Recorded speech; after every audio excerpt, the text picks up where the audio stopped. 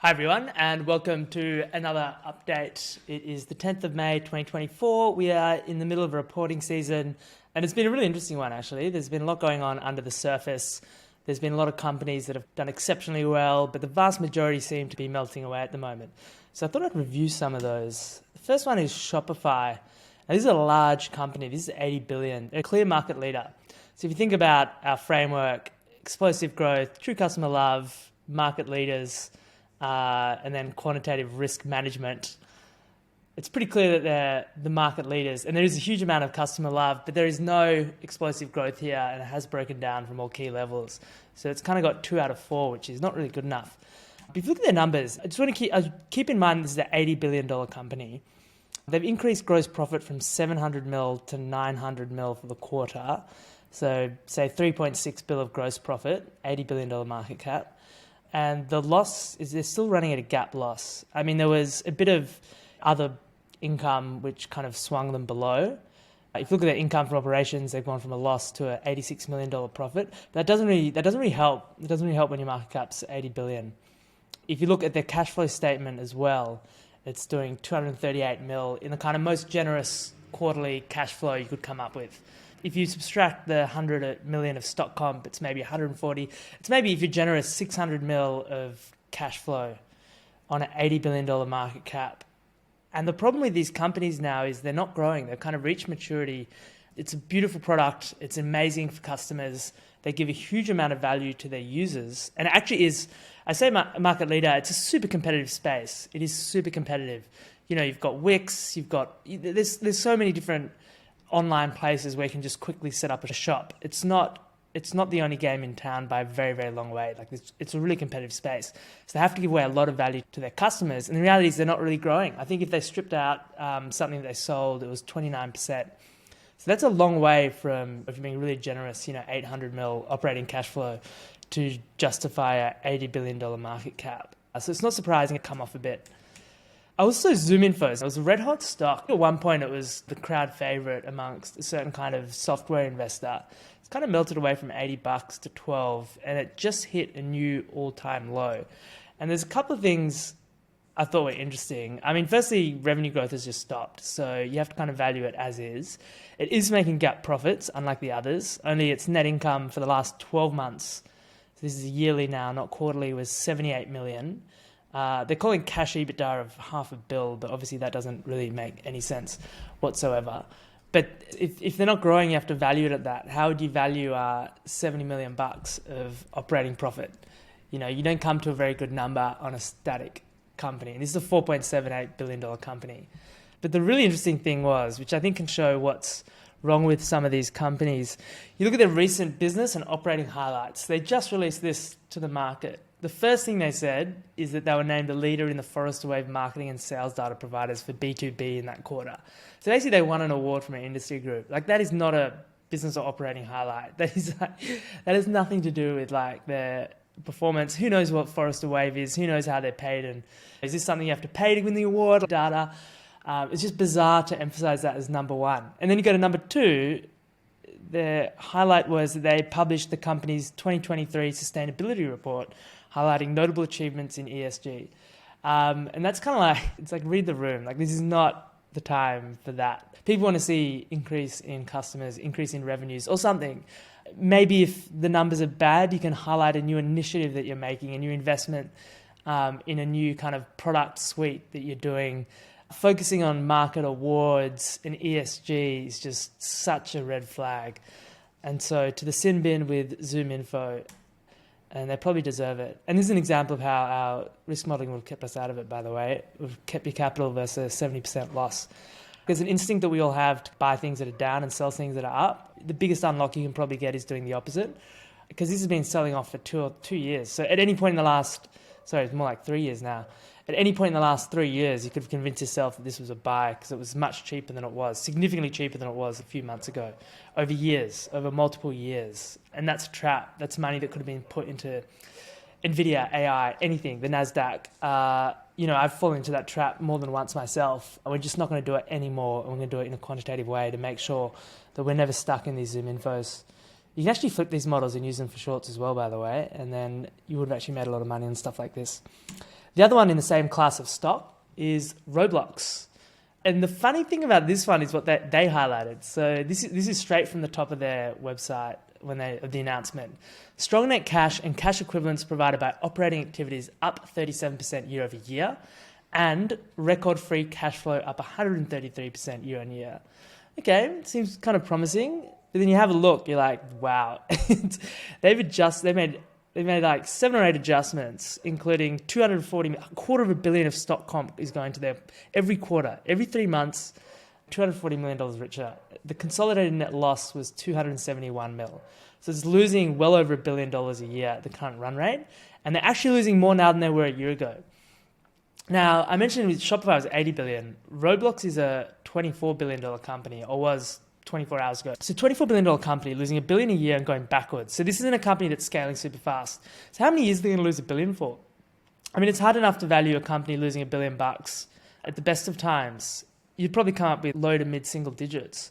But if they're going to lose $4, $5, $6, $7, $8 billion before they get to profit, and I think 3 to 4 is like, you can just assume that they're going to lose another 3 to 4 billion. Like, how do you come to anywhere near $24 billion market cap? And the answer is that you don't. This probably bleeds away. And the mechanism by which it bleeds away is, there's probably a couple. I mean, the funds that buy this kind of stuff, it's kind of ARK. Now, I'll come back to ARK because it's really relevant at the moment. But you also have employees. So if you're issuing $1 billion of stock, every tech employee in a small or mid-cap company has seen, either their or their colleagues' wealth completely evaporate over the last 3 years. If you speak to them, they sell it. As it comes out, they sell it. It's just what they do. And there were some people that believed in the story and kind of held, and some of those people did particularly well. Obviously, there must be so many people from Microsoft engineers worth a fortune. But this generation used to do that. They don't do that anymore. They sell. And so you've got $1 billion of selling in a $24 billion company that's losing $1 billion a year. That growth has really slowed down. Let me just pull up that growth number. Yeah, 22% growth, 19% bookings. It's not really enough. I should add, this is $800 million of revenue. So spending over $1 billion to get $800 million back, it's just not. It hasn't turned out to be a good business, but as it's gone to this kind of midlife, slow growth status, it should be making money. But I remember I went to MS Tech conference, it was probably 2.5 years ago, and the Roblox guy got on stage. He's wearing like a leather jacket, leather shoes, designer clothes, and he just treated in the room with absolute disdain. And you can really see how that disdain comes through in the financial management of his company. But it could blow the whole thing up. I mean, imagine having, at one point this must have been over 100 billion. Imagine having an organization that big and then losing it. There's a very real chance. If Roblox can't actually get more money out of their customers, and they can't, so spend is basically flat. The average bookings per user is up 2%. So they're struggling to get money out of their customers, and they're losing money, and they're not really adding customers. This could lose $1 billion a year for the next 5 years, and then they're in real trouble. Then you're looking at something like Unity or all these other things that have just completely melted away. And Unity is also in the sin bin. They're slightly worse. So the Unity is kind of like where Roblox would be if growth went negatives. They went from 500 mil to 460 mil. But they're also losing 291 mil. So they're in the quarter. So they're also losing over $1 billion. And you can see that it's basically at all-time lows. It's just completely melted away. These companies didn't have to do this. They could have chosen a different path. They could have sweated their assets they had. They could have, reined in that stock-based comp. They just had to do it. And some companies did and are doing really well. You're actually seeing companies in this space that had similar swings down, take much more drastic action and perform. But these ones are all just still in the hole, still in the sin bin. Even something like Shopify has done a better job than these guys at kind of turning that around. Block was kind of interesting. They had a big gap profit, though some of this was due to like non-operating things. It was 472 mil, nearly 2 bill annualized, I guess, in the most generous way. But this also is a large company, right? This is a $45 billion company. So it's tough. It's a super competitive industry now. Like payments, my view on payments is that all kind of goes down. Like the margins for all payment providers, whether you Stripe on the internet, Block in shops and restaurants, there's so many competitors in restaurants at the moment, whether it's Toast, for Lightspeed, there's so many different competitors. But really, I think the amount that people pay to just transfer money on the internet is already way too high in 2024, especially in the United States. Block charges people to transfer money in between accounts. You don't see that in Australia, and there's very little reason to do that. So I'm kind of on the fence in Block. I don't think you need to have a strong opinion here. If you go to their cash flow statement, which is probably the better way of looking at it, 490 mil with 300 mil of stock comp. But again, wow, that's 1.2 bill. Got a $45 billion company, 1.2 bill of insider selling a year. 489 minus 300 is about 180 mil. It's pretty hard to see this being worth 45 billion. It could be a long, slow bleed. And it'll come because insiders just continually sell. And there's no people raising funds that are like, Block is my number one position. The people that did that, the money's going out of their funds into people doing other stuff. So there's just this like long-term headwind here, which I don't see how, I don't think that changes in the near term. Block announced upsize and pricing of 2 billion offerings. This was interesting because all these companies raise these convertibles. So the idea is you raise a lot of money, you get the cash sits on balance sheet, and then you sell a call option in your own stock. So you sell a bit of your own stock forward. You get a lot for long-term options if it's like a 5, 6, 7-year loan, and that basically pays for your interest. So you can borrow large amounts of money for very long periods of time and pay very little interest. But now you can see these are senior notes. They're just paying the 6.5%. I'm not sure the best way to interpret this. I don't think it's good. I mean, that's 6.5%. That's 130 mil they're going to have to find now. That's like their entire cash from operating activities minus stock comp. So they've just signed away their entire cash flow from operations net of stock comp to paying the interest on these notes. That is not good, and it's probably why the stock has rallied at first, because there were things to like in their report, but has then sold off pretty significantly. That's going to be a big drag for them. That's not going to be good for their gap numbers. And then you can see here, Toast, Shift4, Clover, Square. Growth has really come down for Square, and it hasn't necessarily. They've all come down, but at least Toast, Shift4, and Clover have seen that 30%. The revenue growth for Square is much lower. Yeah, tough place, tough industry. They're basically trying to capture margin from the restaurant industry. I don't think there was that much margin there to take to begin with. But remember, margin's the right way of looking at it. Let's say you spend $100 in a restaurant. Most of that's going to go to food and service. The profit margin's really slim. So you're going to have to capture more of that. Their entire payment amount is actually going to be a significant amount of that. Of the total profit of the restaurant industry, which is what these guys are going for. This is in a world where it's the internet, information should be traveling freely, including information relating to payments. And then you can see Lightspeed, which is another one of these ones. It still surprised me to see these. I mean, to some extent, I thought this would be like rocking up and down in massive swings like it did before. But 120 down to like kind of 15, and it's just gone flat for years and years and years. I got asked about Toast a few times because people seem to like it, and I think there's a lot, kind of like Shopify, there's a lot to like about the product. But this is a $15 billion company losing $80 million a quarter, the same as it lost last year. So there's been some modest growth, not a huge amount. Revenues 25% growth, but no increase in profits or no reduction in loss. I don't think you can put a big value on this thing. And it's also worth noting that their gross margin is pretty low. So their revenue doesn't include the stuff that they have to pay out. Financial technology solutions. So that's the amount they have to pay just to process the payments. So of $1 billion revenue, they have to pay out 683 mil. So if you saw this as doing $1 billion revenue in a quarter, you've got it the wrong way around. It's actually $1 billion net of 683. It's a much smaller business than people seem to think. I think it's like a 10 times gross profit or something like that. Not crazy high, but not cheap and not growing fast. To add to that, you've got these Crispr plays that are all kind of detonating. I will tie this all up in a knot at the end, by the way. There is a reason I'm covering these companies. And so I think with these ones, it's kind of like, well, these have been a theme for a while. Where are the drugs? It's mid-2024. Why are there not 10 Crispr therapies out there? Of this basket, there was a basket of, it was like Crispr, Intellia, Editas, Beam, not sure if I'm missing any. But they're all traded as one, top-performing stock, big ARC thing, huge retail following, promise the world. The problem with these platforms, and the idea was to do platform plays, whereas the kind of professionals usually focus on drug-by-drug opportunities. The problem is like the platforms are really expensive because they've got all these programs, and these treatments are really expensive. And so CRISPR is the only one that's got one approved, and very few people are using it. They're just very slowly rolling it out. And they're all losing hundreds of millions of dollars a year. So they were losing hundreds of millions of dollars in 2019 and 2020. It's now 2024. Like, that's added up to a huge sum. And they're paying out huge. In biotech, these companies are paying vastly more to their management than is usual.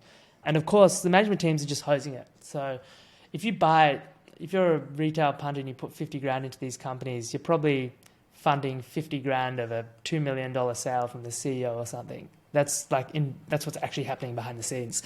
This could have played out differently. They could have delivered multiple drugs each by now, or be about to. And those drugs, when they're released, everyone will be thinking, wow, this is a miracle, we're all going to use them.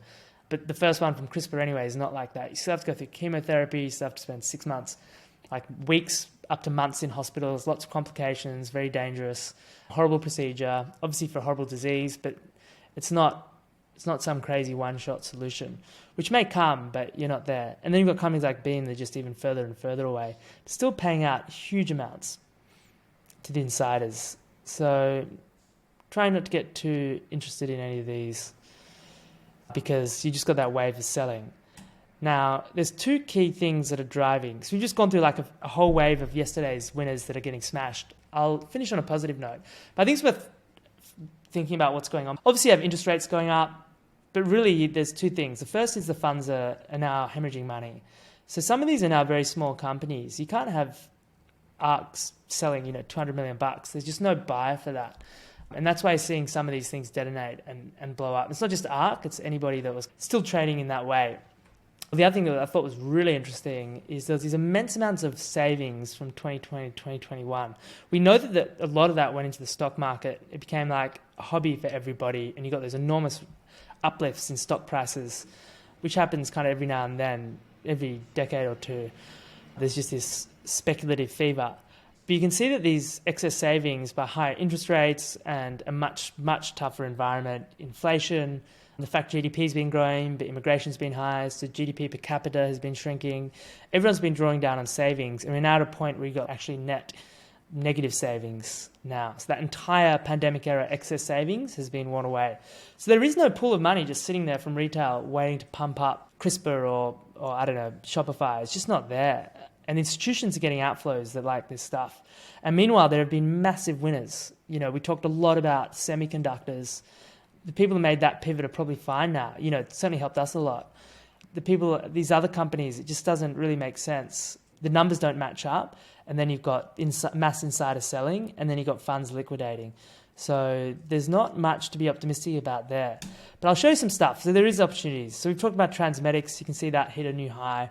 But that didn't just deliver massive revenue growth. It's also got a 3 to 4x opportunity ahead of itself, which is executing way ahead of plan.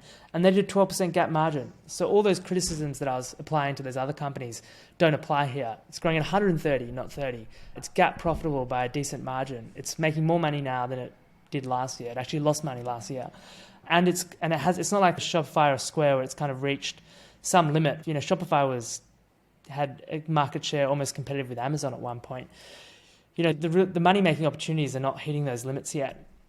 And then compare like Clarity Pharmaceuticals, and it's not just Clarity. Obviously, I talk about Clarity because we own it and I love it. But, it's like companies like Neuron that actually deliver drugs that are being sold at high volumes. Those companies are doing extraordinarily well, but they're actually delivering drugs to customers, not just getting approvals, but actually delivering them.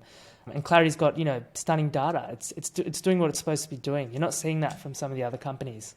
One of our other biggest one is New, and then we also have Celsius. So that's our top 4, is these companies, all trending up, all growing exceptionally fast. They've all got that true customer love. Transmedics clearly winning against an ice bucket. Celsius taking massive market share from Red Bull and Monster.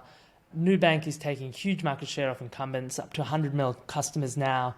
You could say Clarity's a winner. They've got the best data for the stage that they're at so far. And then on the quantitative risk side, these things are all trending up, but the other ones are all broken down.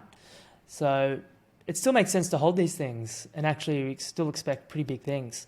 If Clarity gets lucky, or not even lucky, if the M&A takeover wave, if they apply that to Clarity, that could be 2 to 3x from here after a huge run. Transmedics is still at well over triple digit growth, and Celsius is rolling out internationally. Nubank is going from success in Brazil, rolling out in Mexico, up to 5 million customers there, 1 million Colombia, and they can just roll their model out across Latin America. So there's plenty to be excited about, but it's really interesting to see under the surface how this combination of insider selling, no profits, and now funds having to sell is really gutting the vast majority of the market. Think about what kind of market we're in now. We're in the usual state. There's going to be a handful of winners and mostly losers. That's just going to have to be. And now the indices are probably going to be fine because the winners that are actually making everybody else lose are largely weighted to the larger cap for good reason. They're the companies, they're the hyperscalers, the big tech companies that have been winning for a long time. The small and mid-cap space, they've got to be growing fast. They've got to have a good profit story. They've got to excite people that don't really care about the theme. They're just really kind of bottoms up. Those things will continue to do really well. But the vast majority of the market that is kind of losing market share or having to pay enormous sums to the hyperscalers to stay in business, that kind of stuff I think is pretty challenged. So it's a pretty good time for stock picking, I think. And I think that's played out this year. So I hope you found that interesting, and we'll do another one next week.